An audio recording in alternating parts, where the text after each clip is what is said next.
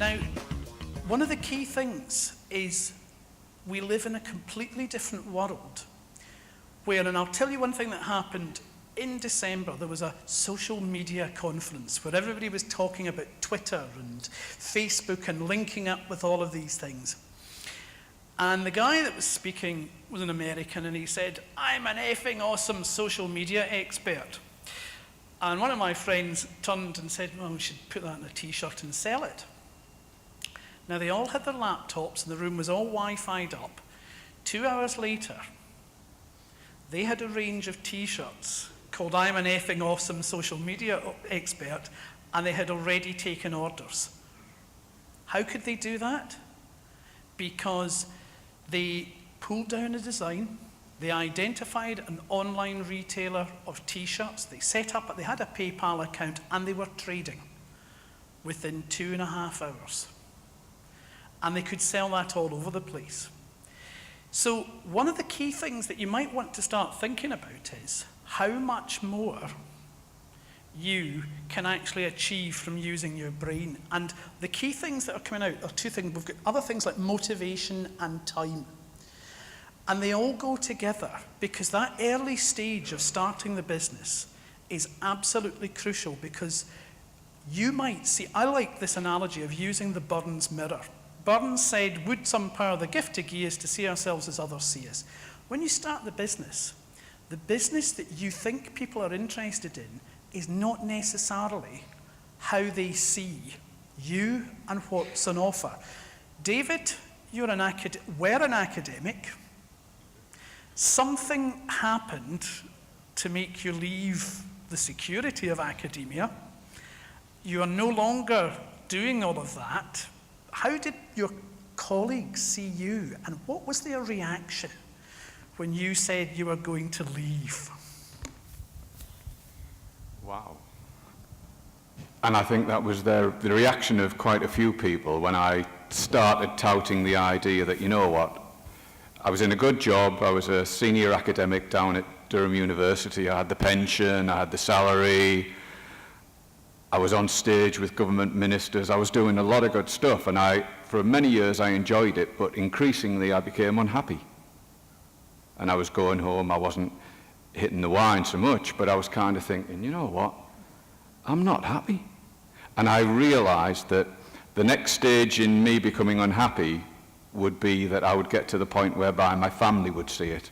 And I suppose the primary driver, the primary motivation for me in business is not really to make money. It's about to be happy and to live an enjoyable family life. That's ultimately what drives me. And when you've got your own business, you do have a much greater sense of control. You can choose to do, and you can choose not to do. So I was spending a lot of time working with business owners and entrepreneurs and continually getting the itch, I suppose a wee bit feeling a bit of a fraud. You know, I'm stood here kind of like telling you how to be enterprising, how to grow a business, but I'm not actually doing it myself. So part of me, I began to feel a bit uncomfortable. The whole environment within which I was working changed quite dramatically and became, from my perspective, very unpleasant. And I got to the point of thinking, I want to do something different. Historically, I had, whilst I was an academic at Durham, I also had a business outside of the university, and that allowed me to kind of like dabble in a safe way. I still had the salary, I still had the pension. We were designing recruitment and development and profiling tools for some pretty big organizations like Pizza Hut, like Threshers, like Snap-on Tools. We did a lot of recruitment and development tools for there. And that made me realize, you know what, I can do it.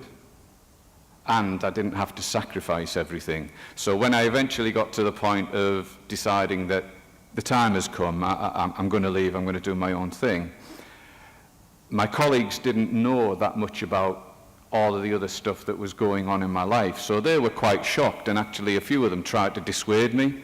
They said, "David, don't, it's a mistake, you really shouldn't be doing this." I think you mentioned earlier, Ian, about it's a big decision. For me to set up my own business, it wasn't a big decision. I had slowly but surely got myself to the position whereby when I eventually sent off the email and there's my resignation, It was a tiny decision because I was stood right on the extreme end of the departure lounge, I think is the language that I use. It was a small decision for me. Still risky, and in terms of a conversation, I had many conversations with my wife beforehand because that was the other big driver. I didn't want to do something that was going to really kind of like wreck the thing that is most important to me.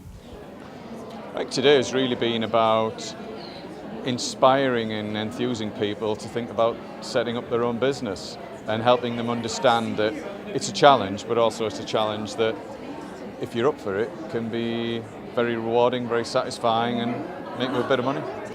My whole approach is about personal development. It's an individual who sets up a business. It's their psychology, it's their emotions, it's their drive, their mood, their attitudes. And what I'm always interested in is helping people to understand how they can improve themselves and develop themselves so that they can offer more to the business and get more out of it. I've just finished a book called Why Did the Entrepreneur Cross the Road? And it's about what makes somebody an entrepreneur. This story that they are born and not made, forget it. Entrepreneurs are made. How you cross the road is really interesting. There are some people that stand there and go, I want that. They run in front of the traffic. They achieve their aims. The Alan Sugars of this world. The man has monumental balls. He just knows what he wants to do. There are others that go, how did he do that? And there are others that go, could I have some help crossing the road? You learn. And entrepreneurship is something that changes and you change with it. You have to talk things through. You've got to test yourself. You've got to test your idea. You gather information and skills and you get a shock. And the big shock is when somebody goes, I'll buy that. And it can happen really suddenly and really quickly. And then you learn how to become an entrepreneur. It's something, and you go round and round and round, and you never, ever stop learning. I think coming to events like this, my guess is that the evaluations of an event such as this will be that it really works, it was enjoyable, they learned a lot, they got a lot out of it.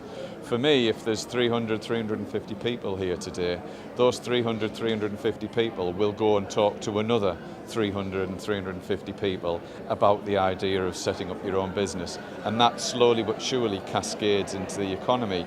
It's a slow effect, but it actually has a lot of benefit. So it's about the people here learning, developing a bit more confidence, feeling more inspired. It's then also about them talking with their families, with their friends, and that actually kicks off at the next level. And that's one of the big benefits. And that will help the North East economy, no doubt about that.